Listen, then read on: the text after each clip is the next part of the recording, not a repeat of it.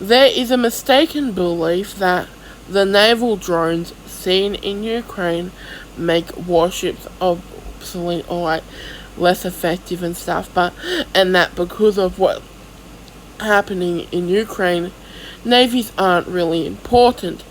This couldn't be further from the truth. The naval drones in Ukraine require satellites to work, and in a World War III type scenario, satellites aren't invincible.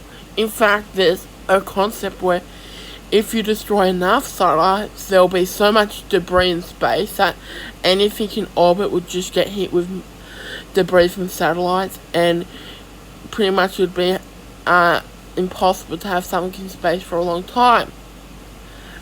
So what if a nation looks at this and a country like North Korea could develop anti-satellite weapons and could make space completely unusable? And once space is unusable, then the internet won't work and you won't be able to control the drones and stuff for long ranges. So let me ask you this.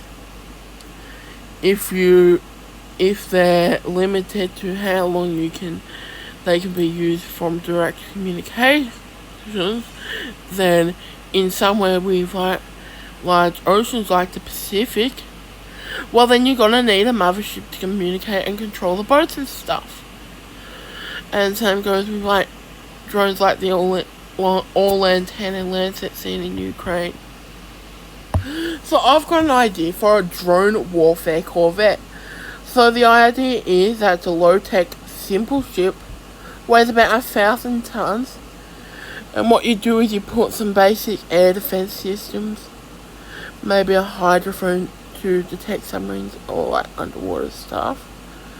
So basic air defenses, very basic submarine detection capabilities, and what you do is you put a low-end radar on it, so you're thinking pretty crappy ship, and that's the point. It's supposed to be quality. So you put a large caliber gun on it, maybe like a 4-inch gun on the front, and what you do is you put like data links and stuff, masts and stuff. So which means you can launch drones like the size of all-antenna or Lancet, and then you can have it so it has some like things so you can launch inflatable boats and launch boats to transport personnel and stuff. But you make it so it has like some storage facilities for drones. So pretty much you could carry out like 200 Lancets and all antennas and whatnot. The main gun means that you can shoot down incoming drones and stuff. And what you can do is you can have machine gun positions with night vision capabilities. So what happens is you've got a drone constantly to defend from the drones like we're seeing in Ukraine, what you can have is a night vision drone constantly circling above, or a couple of them, and what happens is because these remote control drones leave a wake, they will be detected before they hit the ship, and you can develop weapon systems, which means they can intercept these long range drones and stuff, so they're less of a problem. So it's defended from drones. Maybe have a Sea-Wiz system so it could and countermeasure launches so it could possibly survive an incoming missile ship. But the idea is that it's a cheap ship which can be left in storage and all offshore parts and stuff. And it can carry some naval drones. So what happens is maybe kind of like relay communications like boats and stuff. A boat. You know how it can launch a rubber ducky or whatnot? Well, maybe one of those rubber duckies is like a relay drone. So the idea is the boat connects to this relay drone. The ship connects to this relay drone at like extreme range.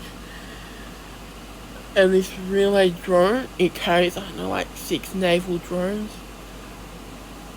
With, or like 4 naval drones or whatnot. And it launches the naval drones, and then it launches like an attack or whatnot. So that's extended range. And pretty much you'd have to develop a system. But the idea is that this this drone warfare corvette, it launches cheapo drones and stuff. And it's a cheapo ship, pretty much.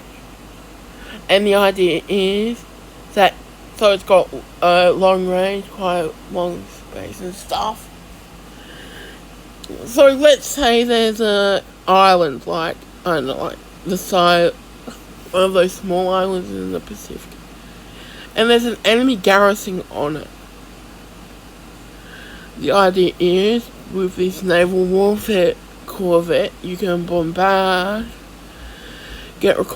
pretty much anything that happens on the surface would be detected by the reconnaissance drones.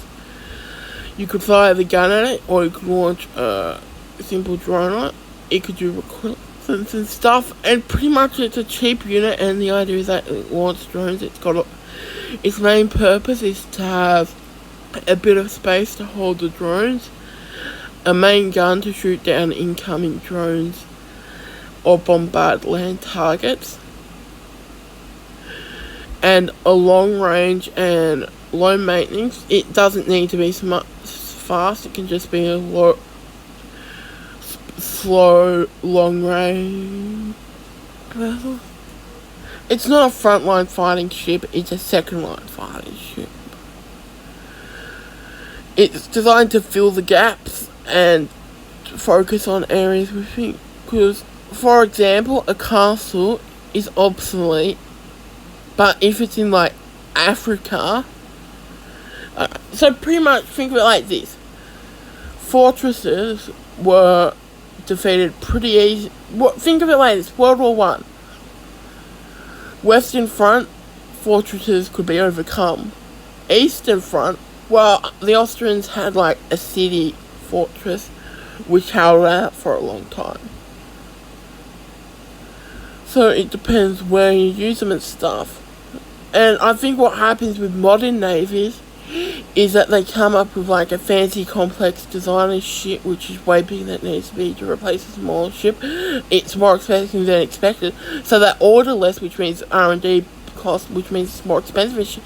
It's just really stupid.